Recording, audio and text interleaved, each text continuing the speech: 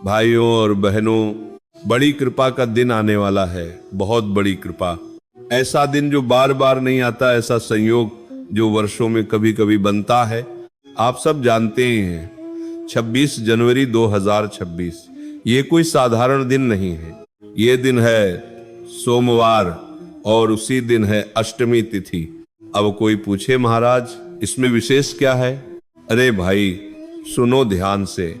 साल भर में मुश्किल से 2 या 3 बार ही सोमवार की अष्टमी आती है, और जब सोमवार और अष्टमी मिलते हैं तब समझ लेना चाहिए कि भगवान शिव और माता पार्वती का दिव्य मिलन होता है। ये वही दिन होता है जब शिवालय में 64 योगिनियां जागृत अवस्था में विराजमान होती हैं। ये वह समय होता है जब किया गया छोटा सा उपाय भी बड़े से बड़े दुख को काट देता है। और इस बार की सोमवार अष्टमी तो और भी विशेष है, क्योंकि ये संयोग 7-8 महीनों के बाद आ रहा है। इसलिए मैं आपसे हाथ जोड़कर कहता हूं, इस अवसर को अपने हाथ से मत जाने देना। 31 चावल के दाने का दिव्य उपाय। बेटा, दुनिया में कोई भी ऐसी मनोकामना नहीं जो बहुत समय से अटकी हो और इस उपाय से पूरी न हो। यदि कोई काम वर्षों से रुका पड़ा है, घर की शांति नहीं है, मन अशांत रहता है, बीमारी पीछा नहीं छोड़ रही, विवाह में बाधा है, संतान का सुख नहीं मिल रहा, तो सोमवार की अष्टमी का यह उपाय रामबाण है। शास्त्र कहते हैं 1 महीने के भीतर फल मिलना शुरू हो जाता है। इस उपाय को कौन करे? मुख्य रूप से यह उपाय घर की बड़ी माता बहनों को करना चाहिए, घर की सुख शांति के लिए, परिवार की रक्षा के लिए। लेकिन बेटा, यदि कोई पुरुष भी अपनी व्यक्तिगत परेशानी या मनोकामना के लिए करना चाहे तो उसके लिए भी यह उपाय निषिद्ध नहीं है। उपाय का समय, यह उपाय सुबह स्नान के बाद करना सबसे श्रेष्ठ है। लेकिन यदि किसी कारण सुबह न हो पाए तो शाम के समय भी कर सकते हैं। बस ध्यान रखना, एक ही समय में पूरा उपाय करना है।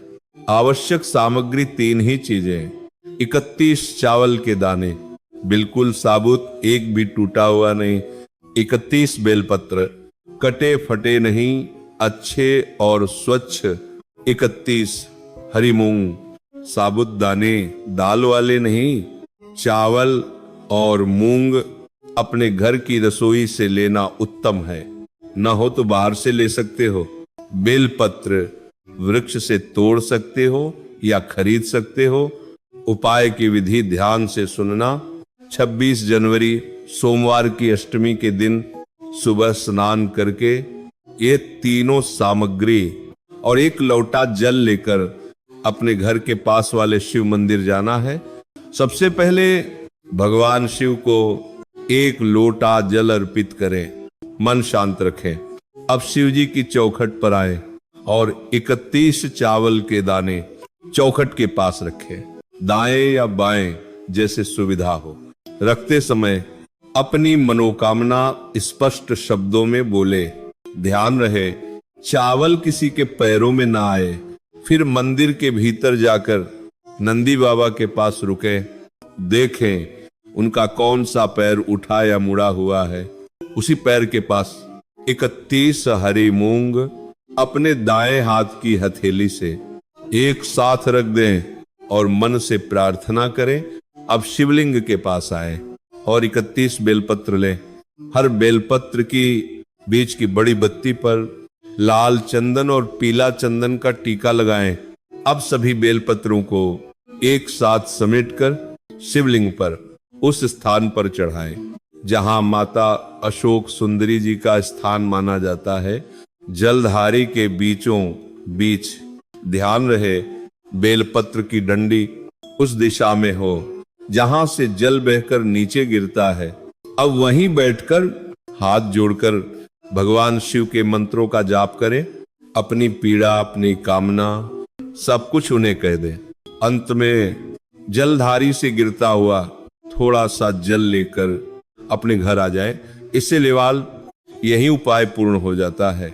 शाम के समय करने वालों के लिए यदि शाम को उपाय कर रहे हैं तो शुद्ध देसी गाय के घी का दीपक एक गोल बत्ती के साथ अवश्य जलाएं। भाइयों और बहनों, ऐसा अवसर बार बार नहीं आता। कई महीनों बाद यह महासंयोग बन रहा है। मैं आपसे बस इतना ही कहूंगा, श्रद्धा रखो, विश्वास रखो और एक बार यह उपाय निश्चित रूप से करके देखो। यदि इस उपाय में कहीं कोई शंका हो, कोई परेशानी आए तो कमेंट करके अवश्य पूछना। और हाँ, आप ये प्रवचन किस स्थान से देख रहे हैं यह भी कमेंट में जरूर बताना। हर हर महादेव।